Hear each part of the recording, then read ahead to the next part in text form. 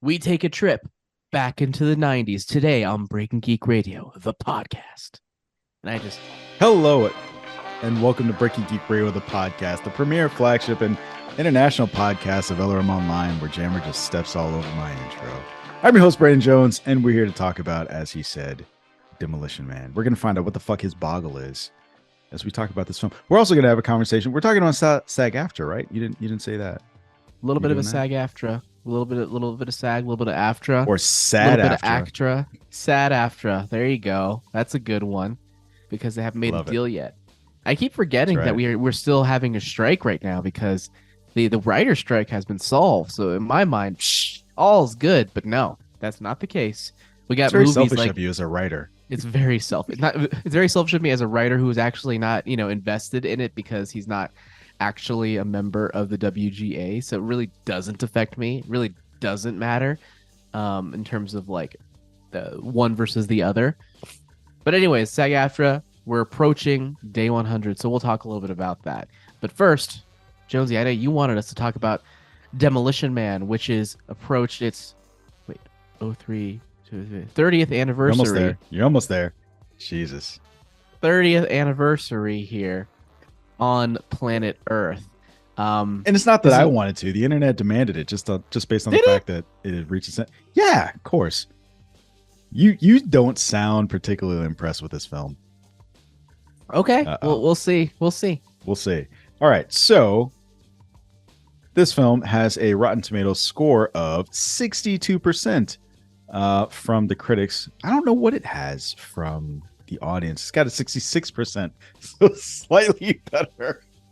I feel like this is a movie though where Rotten Tomatoes scores are perfectly meaningless. Anything before 2000, there's no point in looking at Rotten Tomatoes score because these are reviews of people revisiting. Either A, they have nostalgia, or B, they're from, I don't know, like I don't even know where they're usually pulled from, but they're not in the moment a lot of times, and I don't see the point. I don't know if you saw this, so when I did my Event Horizon review, excuse me, I'm all gassy. I think this is carbonated water. The critics gave it like a 34% or 30-something percent. I was like, I don't... Give what? I don't... movie? Event Horizon. Oh, I never saw that. Jesus fucking Christ. You know we're watching? Event Horizon. Please no. Please What year no. is it? It's 2020. It's all right. You got 4 years. 4 years. The movie came out in 1997, so you got a little bit of time. You're all right. You're good. So Demolition Man has a Rotten Tomato score sitting in the 60s. Jammer thinks that's irrelevant. So we're going to just jump in here and see, what did you think of this film? So before I talk about the movie, we're not going to do our typical review / spoiler because who cares? You got to give me a heads up. You're just going to deviate without saying anything. But all right, that's fine. So I felt like when I was watching this movie, more than the movie itself, it made me very nostalgic for the 90s. I'm sick, everybody. Calm down. I'm going to stumble over my words a bit, but hopefully I'm a little bit, coherent regardless. But the whole time, this is what I imagined. I'm going to paint a picture for you. You're a kid, you're maybe with no stuff the words. 5 or 8 years old in the 90s. Maybe it's a Friday. Maybe your parents decided to have some friend over who you don't know, and they have a kid as well. That kid is probably like 12 or 13. He's cool because he's older. But, looking back on it, he's really not that cool. He comes to the little get-together bearing a VHS of a movie. And that movie is probably going to be something like Demolition Man. And it's going to be the coolest freaking thing you've ever seen in your entire life. That is what this movie makes me feel, is that those moments where these random kids from these random get-togethers bring these VHSs, and it's like the coolest thing ever. That's what I thought when I watched pretty much all of this movie the entire time. It also made me feel some other things, but overall, it just made me feel like a kid again. We really don't see movies like this at all these days. It's like a weird mix of hardcore action and ridiculous camp stupid sci-fi, and it's fun, but it's not good. So that's kind of where I sit with it. And it got really boring at the end. The action, oh my God, I was over it. I'm like, stop with the sparky explosions, please. please stop with the sparks. I'm done with them. It had a lot of funny parts, but and I got some, like the 90s aspect was really strong. Like as I was watching it, I couldn't help but mentally compare it to so many others 90s movies. Like Face Off was a big one. Really got Face Off vibes from that, especially Wesley Snipes' character. I feel like Nicolas Cage channeled Wesley Snipes for his role as Castor Troy in Face Off. And there's so many other different aspects that I just thought were really interesting. Also, full of a cast of people that I didn't realize were so old. Yeah, Wesley Snipes, obviously. Sandra Bullock looks the same, mostly. Rob Schneider, Benjamin Bratt. All these people, I'm like, oh my God, there's so many people that I didn't realize were so old. Yeah, so many people. I think Jack Black is in it as well. Jack Black as well. Yeah, he plays one of the scraps that's next to Dennis Leary. Dennis Leary is another one where I'm like, he looked the same. I mean, I haven't seen him recently, but I feel like he looks the same and acts the same. Everything about him is the same. But yeah, like overall, it was an enjoyable movie. But at the end of it, like it wasn't great, but it made me really nostalgic for the vibes it gave off. And we could talk a little bit more about like the deeper state of Hollywood if you want to get to that point, just because I think it's interesting comparing it, something like that compared to what we have now. But overall, like it's fine. Like it's fine. It's a fun movie, but I wouldn't write home about it. I think it lives on nostalgia. Okay. For my part, I agree with the nostalgia part of it, but the nostalgia part that I agree with is I think that it has so many memorable lines, things that I still think about and say to this day. I could see that. Be well and what's your boggle? Like I said, those lines they stuck with me throughout the years. I felt like Wesley Snipes was like the movie generally. There are scenes where I felt like they were channeling this very Batman Joker relationship between the two of them. And like Wesley Snipes came off like a Joker that could fight. And there was a scene in the beginning that I completely forgot where even Stallone does like the back handed fist. And I was like, I know what that's from. And it just, I really enjoyed that. And again, when I saw this as a kid, like, because that was relatively fresh in my mind, I really loved it. So I think it's a lot of fun. I get what you're saying about the action. I think it does fall in the general trap that movies of this era run into, where they just kind of run out of steam or gas at the end. But again, for me, the thing that makes it fun, it's got the right amount of cheese, it's got the right amount of comedy, it's got the right amount of action, and it just had a really good mix of stuff in it. And so I thought it was a lot of fun. It is a fun movie.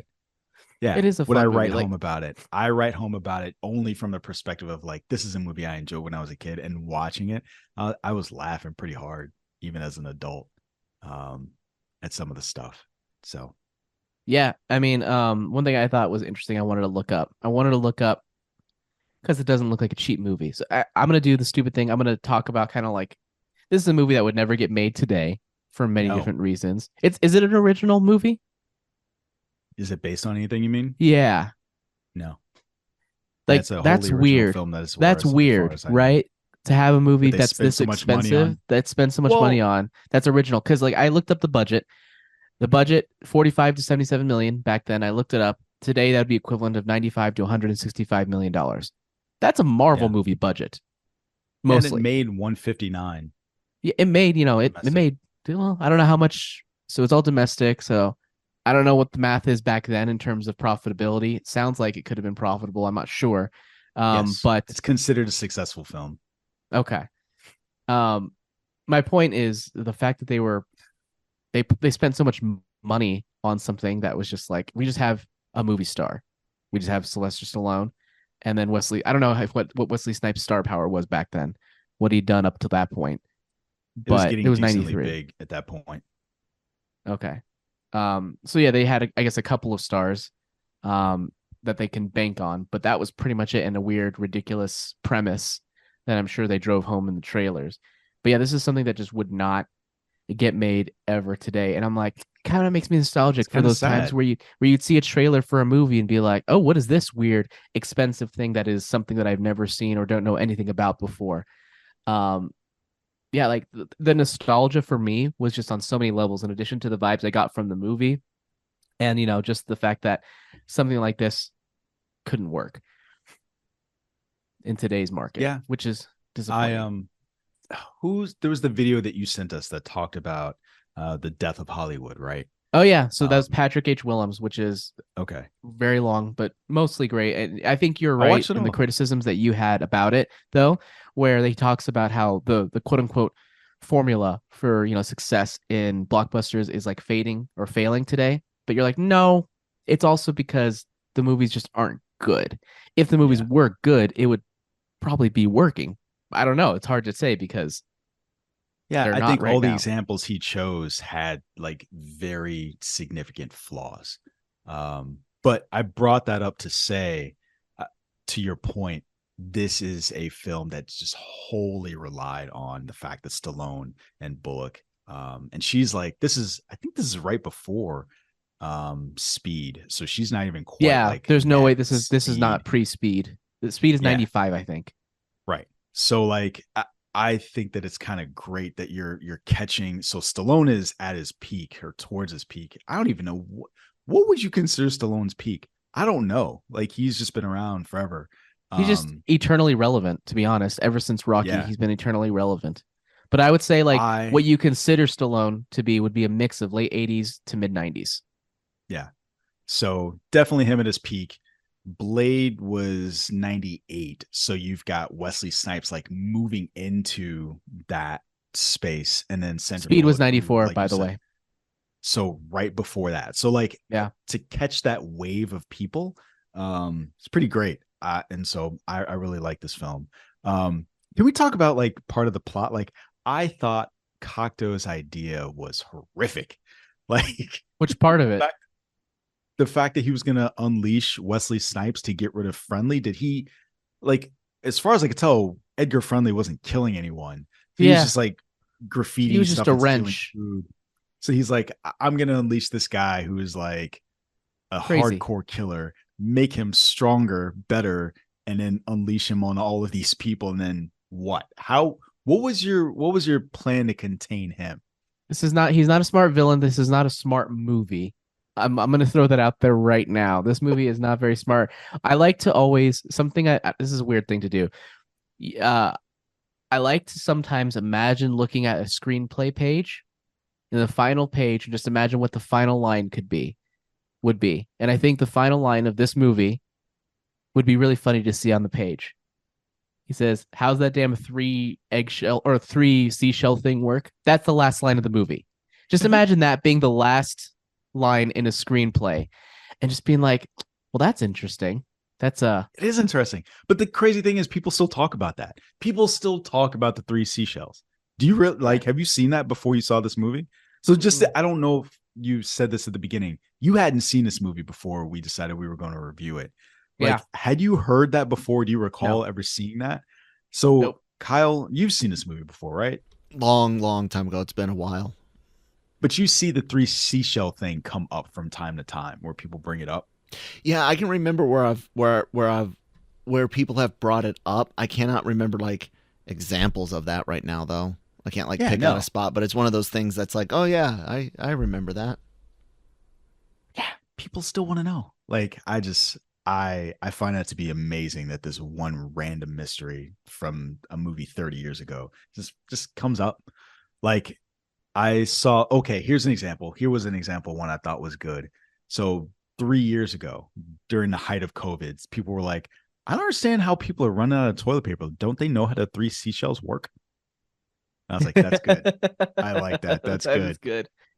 Um, That's cute. again, just so I hear what you're saying, but I think that falls into the category of like, yeah, you would never do that today.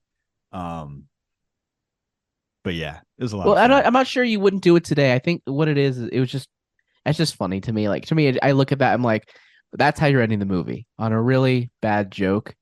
Um, but what going back to me talking about Hollywood and shit, just because that's what I like to do. It's just like what I appreciate from this is a movie just allowed itself an original project allowed itself to just be really weird and silly And it's so silly. Like all of the Sandra Bullock lines where she gets like these phrases wrong that sounds like it's out of Back to the Future. That's like it's cheesy. I'm like, really? That was what you went with? It's like a joke that you would put on a page. Be like, I'll replace that with a better one later. But they just decided to keep it in. That's what it feels like. Really And maybe licked it's his because ass. yeah, you really licked his ass. I was like, okay, really? I would be like, okay, if I were working with a co-writer, I'd be like, we're not keeping that joke. That joke is stupid. We're not going to do that. Like pretty much all of those really jokes. matched his meat. Look how much it makes you laugh. Funny? You're so amused right now. You know what? No, the reason why I'm laughing is because it sounds like they sound like Stewie lines. They sound like something that Stewie would say on Family Guy. Stewie Griffin, like yeah. and like yes, like dead serious, like Cool Whip. Like it sounds like that kind of humor. Like, what are you doing? Why are you doing that? Why are you saying that? Yeah. And that's part of why it makes me laugh, because it feels like that kind of humor. I think the other things I loved about this film is just like how they were able to change society so quickly. And so I remember how excited they were when they got the 5 cops or 6 cops to finally go and confront him for the first time. Like he's not even paying attention to him and he's at the computer screen and they're like, hey, put your hands on your head and do all this other stuff. Oh, and yeah. you're like, all right, good Say, job. or People. else. Like, we got it. We're going to get him, or else. He's like, the fuck? Or else what? How did you feel about Dennis Leary's Murica speech? Because I saw that. That's where we are now. Yeah, I couldn't help but feel it was weird. It was weird. He got what he wanted. He's like, I want to be able to do this and do this, because I actually find myself conflicted about specific rules. Because I'm like, part of me is just like, yeah, I like freedom, but imagine how nice it would be if there were specific like health rules in place to, you know, make it with regards to like schools and the types of food that they offer and this and that, or a specific type of education with regards to food. That'd be nice. But at the same time, it's like that goes against everything. Like, I have the right to eat nothing but Doritos for the rest of my life. That's my prerogative. So it's like, I get it both sides, which sounds weird, but I'm conflicted because I can't tell you how much I would have appreciated to have more food education as a young government person. To set a better floor. That's what I want. Like, if the government is going to do anything, set a better floor. And that's not what they do. Better minimum standards. So yeah, I agree. I can manage myself and not eat bullshit, but if they're allowing companies to put bullshit in there and I just have to either spend more money to avoid it or something like that, that's the problem. What I don't like that government doesn't do, like, it's this whole Leviathan thing, right? This idea that as the government, I give you all of this power, and with all of this power, you're supposed to keep me safe. You're supposed to do these things. And so that's the difference between what I want and what they're talking about, which is just being fascist, right? Where I'm going to have all these rules and force you to do all these things. And like, that's the flip side. That's the dark side. Right. Yeah. That makes sense. I also really quick, I know. Oh, go ahead. No, I was just going to say one thing that jumped out. I was watching this with my wife. And so you remember the part where he was in the museum and he heard the Chinese voice. He's like, ching, ching, chong. And she was like, whoa, that didn't age well. I was like, no, he's supposed to be a horrific human being. And she's like, I don't know. And I was like, he killed a busload of children. She's like, yeah. And I was like, wait a minute. Are you really arguing with me? Like, the merits of the thing that he did Pixar didn't happen. Pixar didn't happen. If we didn't see the horrifying deaths, didn't happen. The guy, the firefighter came out and he's like, there are bodies everywhere. He said it. We didn't see it. Therefore, it didn't have that impact. Okay. No, I'm just saying mentally there's a disconnect, which is probably why that didn't matter to her as much as him doing that really offensive Chinese line. What? I think there was like half a second where you're about to do it. You're like, I'm not doing that. Oh, no, I didn't. Whatever. You did it. You did it. Yeah, I know. I'm not criticizing. I'm just laughing. I like the calculation on your face, and you're like, no. There was zero calculation on my face. I don't have the mental fortitude right now to have any calculations. I'm just trying to stay a little bit ahead. So we have what anything else? There's one more thing I wanted to say. What was it? Oh yeah, so I knew nothing about this movie, as I mentioned before, going into it at all, other than the fact that it was Sylvester Stallone. So I was surprised just watching the opening credits and seeing all the names of people that were in the movie, first of all. Also, I was expecting the whole movie to be like the opening sequence. So I was just like, oh, we're going full face off. Here's what I was thinking. Full action 90s action movie. And then huge tonal shift in the future. I'm like, oh, interesting. I don't know how I feel about this, but interesting. Yeah. It makes me I definitely feel what you're saying, and it makes me sad. Like it is unlikely that you get this kind of stuff anymore. Like it's just Yeah, gone. I can't imagine like a studio saying like, okay, we have an action for a director who had never directed before. This was a first time director. I have no idea who this guy was. Yeah, I looked him up because I was thinking this has to be directed by somebody that I at least know about. No, it's somebody he directed one other thing in 2006. This was the first thing he's ever directed. That's insane to me. It is. They gave him $100 million. And now, granted, this movie also played it safe in a bunch of different ways. You had bankable movie star. You had a lot of explosions. I'm sure you had a lot of people on set who knew what they're doing with regards to that. But like, it's still weird. And this is a really weird. I was when I was gonna look his name up first, I was ready to dovetail this into a whole other conversation about like the difference in the types of directors we have and stuff, and how we go straight from zero to $150 million. But apparently, this guy was doing it before it was cool. He was doing it. He was doing it. He was Marvel before Marvel was a thing. Yeah. On another note, did you know that Peyton Reed? I'm changing the subject all again. I don't give a fuck. Did you know Peyton Reed directed Bring It On? Really? And did you also know he directed the Disney TV movie version from the 90s of the Computer Wore Tennis Shoes? I'm not gonna lie. I had never heard of Peyton Reed before he directed Ant-Man. That's what I'm saying. Is I hadn't either, but he's been directing for decades. And literally has that. He's the one director in Marvel's pantheon that really went about it the normal Hollywood way. Yeah. Everyone else blew up after a couple of movies. Yeah. Having seen Ant-Man 3, go back to the drawing board. He needs to get some more reps in. That movie was fine. It was not amazing, but it was fine. To quote Spock, if by fine you mean terrible, then yes. All right. Well, anything else you want to say about Demolishing Man? No, I love it tonally. It's just a lot of fun. I enjoyed so much about this film. So I would honestly say that this is probably one of my favorite Stallone movies. And I also really love how much he and Schwarzenegger and Jackie Chan just fucking love each other. So like there was this period, all the references in the movie to each of those people. So between this and Last Action Hero, you just have like this reverence for each other. It's just a lot of fun. And again, going back to your Patrick H. Willems video, it's sad that we don't have stars that are that much bigger than the movie now, that the jokes that they're making about themselves and each other are just that far reaching. Like I love it. Apparently Jackie Chan, they offered him the role of Simon Phoenix and he said no. And so that's Simon Phoenix. I don't know names. Oh, whoa, really? Yeah. Interesting. And that's how you get that that Chinese joke would have played differently. Yeah, well, and there's that Jackie Chan reference somewhere in the movie. It's between... Yeah. Sandra Bullock said she learned to kick from Jackie Chan movies. Yeah. So that's where that comes from. Interesting. Yeah. Yeah, that's it. That's all I got to say about it. Watch it. It's a lot of fun if you hadn't seen it. Watch it. It's pretty good. It's fine. It'll take you back to a simpler time before we had cellular telephones and internet, or widespread internet.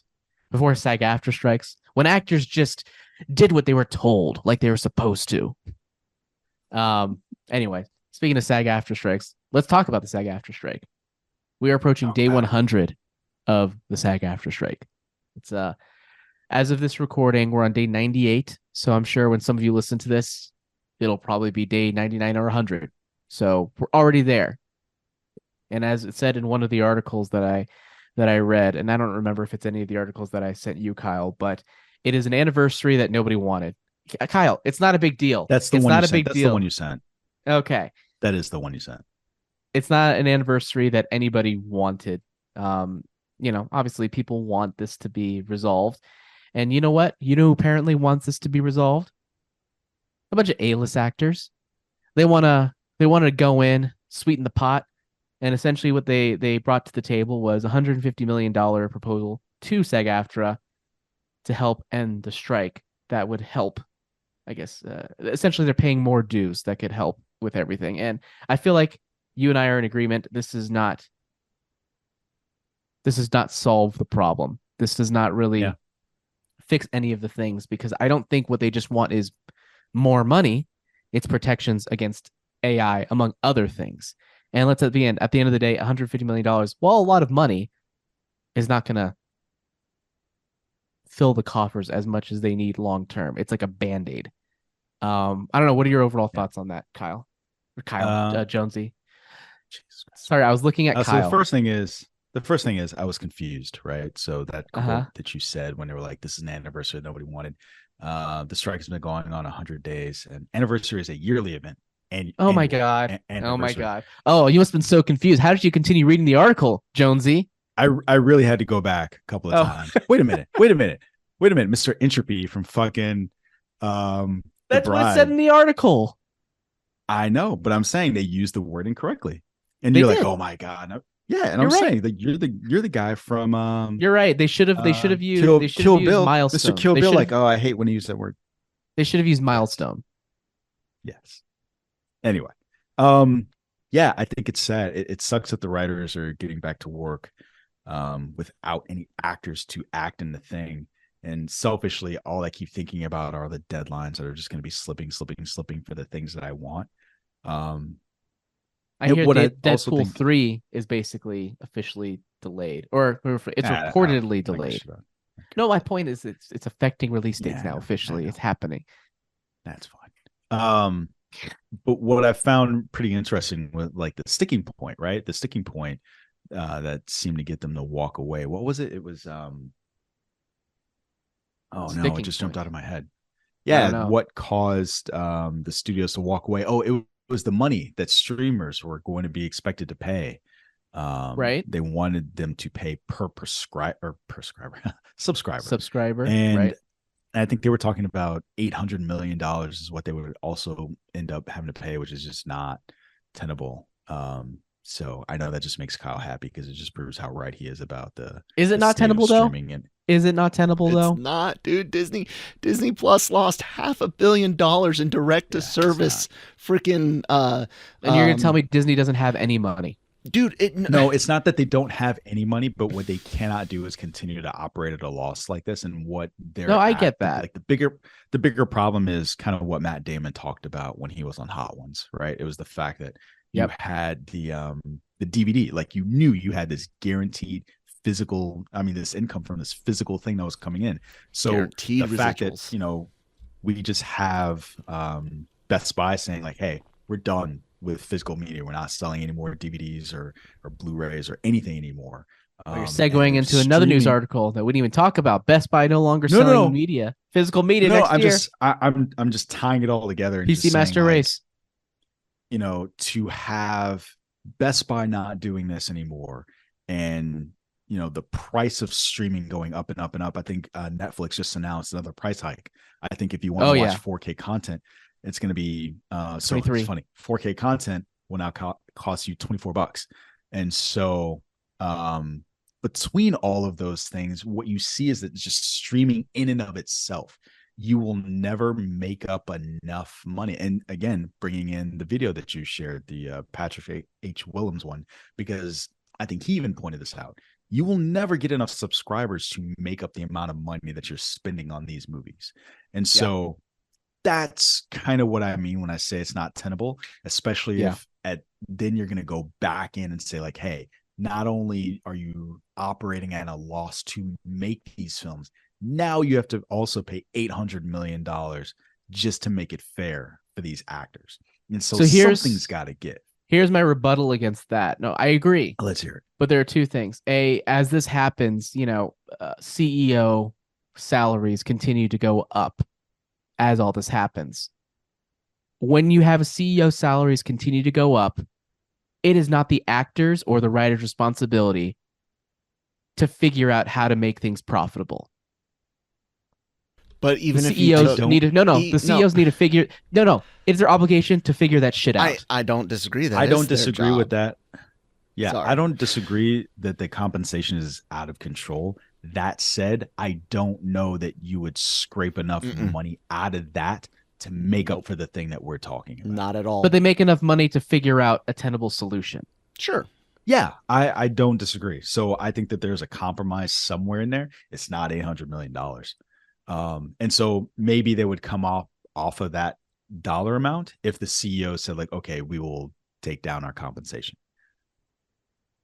Or, some sort of residual situation. I'm not sure about the specifics of what they're looking for, but right. That's what I mean when I say come down off of that. Like, that number has to come down significantly. And then CEOs also have to be willing to, and not just a CEO, like the C-suite, right? Yeah. It had like they have to redefine what it means to be in those jobs and how much money you make. I don't give a shit how good of a CEO David Zaslav is. There's no way that he is worth that much money. Like he doesn't have enough. How much is he making? In his entire fucking body. It was like 27 million or something. Yeah, it was something insane like that. And it's like, there's just no way. Here's a question for you guys, because at the risk of extending this, but I want to know, there's a few outlets out there that are constantly posting on this subject, and one of the things they love to throw out there is revenue. Well, anyone that knows business knows that revenue is one small portion of a very large financial picture, and they're not talking profit, they're just talking revenue, right?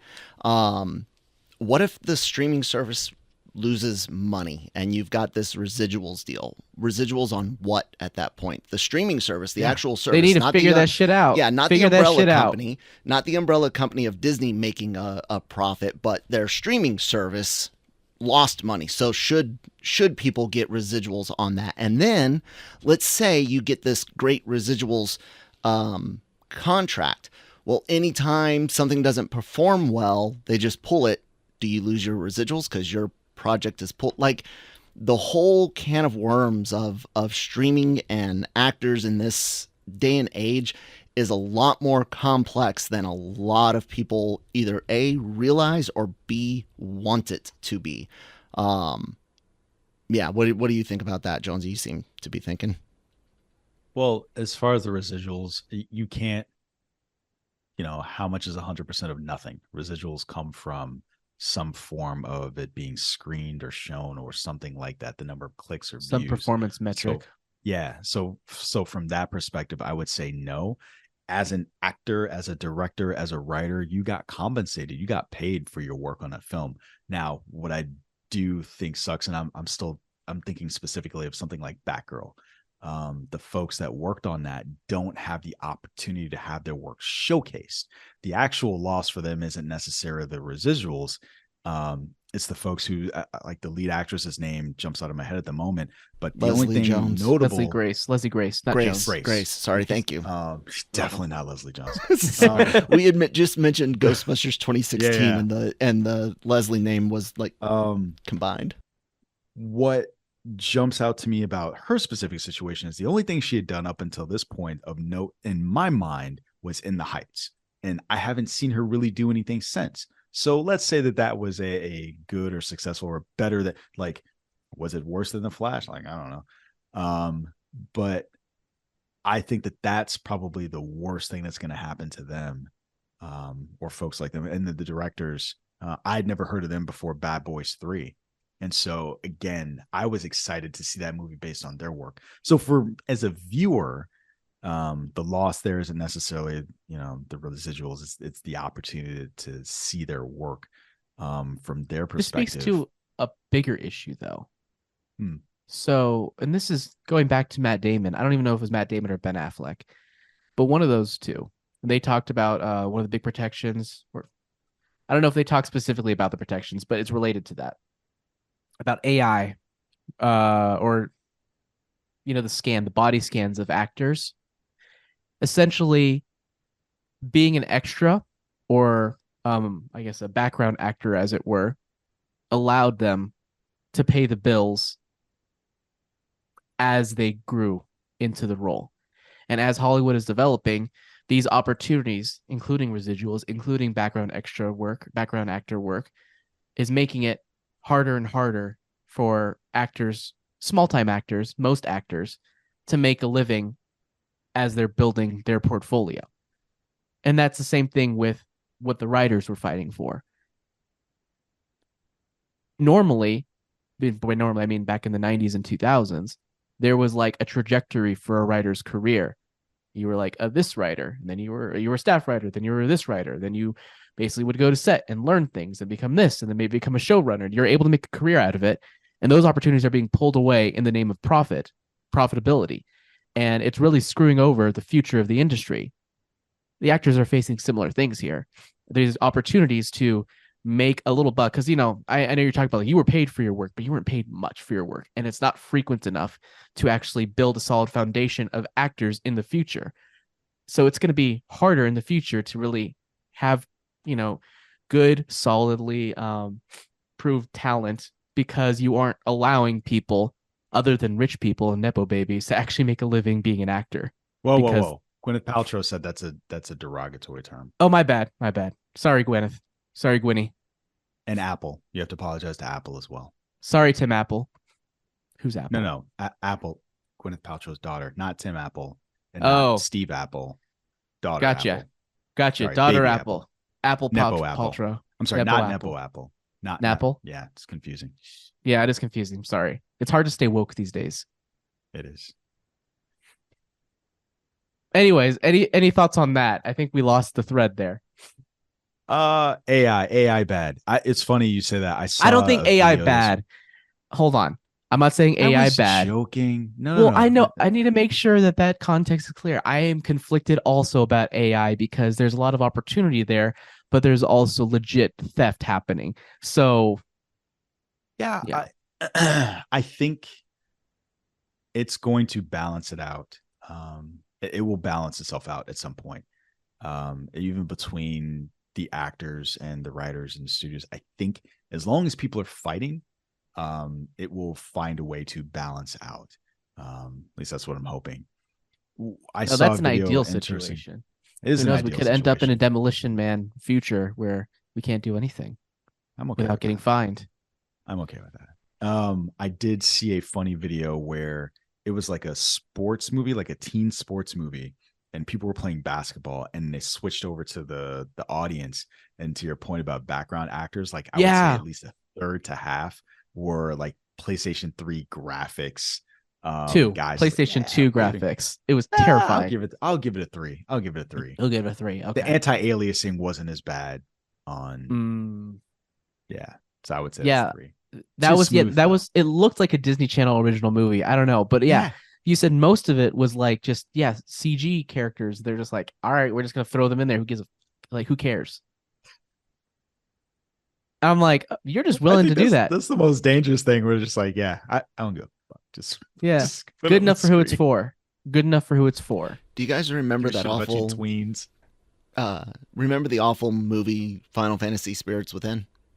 Oh yeah, I remember being really depressed with that movie. I know, me too, right? Yeah. Do you remember Sony and Square's plan to use the female lead as an actress, as a CGI actress? Yeah. I had mentioned that to some people with big names related to the company side. You know who I'm talking about, and they were kind of like, I don't think that'll ever happen. And I was like, I don't know, because now we're at the point to where what Sony and Square wanted is actually tangible when you look at what's actually happening. Yeah. And you can look at what Hatsune Miku, there you go. Hatsune Miku is as a prime, but now we're getting to realistic ones. We're seeing things that essentially, I think the ship on AI has sailed for a lot of things like that background filler. You're not even going to need people to come in and model for it.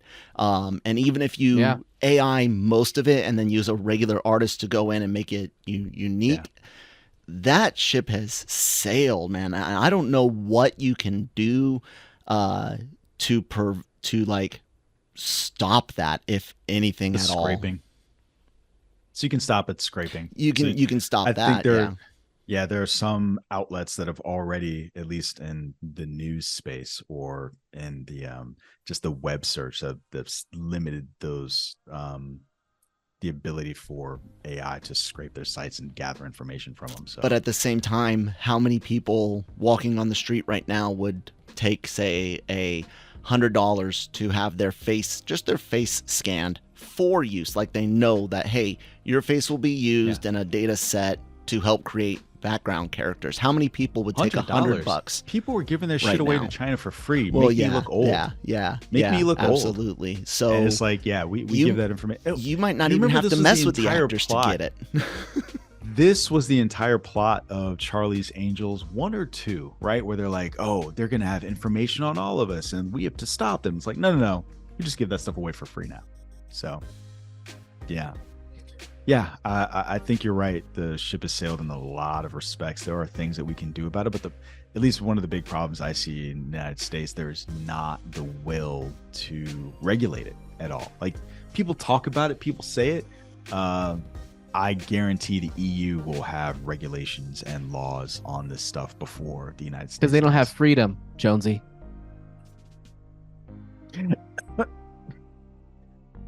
What they have is a functioning government. I don't know if any government can truly be described as functional. Why are you making that? Congress doesn't even have a Speaker of the House. You can't do shit. Don't get me wrong. I'm not saying we're functional, but the European Union is also not exactly the most outstanding thing there is right now. And what's the most outstanding thing there is, Kyle? What is it? I'm with you, Jammer. I'm not sure you can pick a government that's really functioning right now. Everything is messed up. Either people are just going into opposite extremes everywhere. You've got places like re-embracing isolationism, people that are like, no, let everything and everything, no walls, bring everything in. People, extreme violence, extreme peace. It's a shit show. Extreme I'm peace. Here for we don't want extreme peace up in here. I'm just making a joke about how, think hippies. Extreme peace. That's right. Just let the bodies hit the floor. Anything else to say about any of this stuff? At one point when Kyle was talking, I just wanted to make a joke, and I'm not going to say it. Never mind. I'll tell you offline, because it's going to be funny, but it was one of the things where I'm not sure if it would land for you, and I knew it wouldn't land for Kyle, and also it was a really weird cut. So, and also the timing was off. I can end the show just staring at you. End the show. No, we're done. I can end it just staring at you. We're done. For a bad joke. All right. Well, folks, if you like what you're do all the socials, like, rate, comment, subscribe, share. We would definitely appreciate it. Also, if you want to hear some more stuff, go on YouTube and look at the Genreverse channel or go on lrmonline.com. Certainly, you will enjoy it. Other than that, we will catch you on the next one. Be well. And prosper.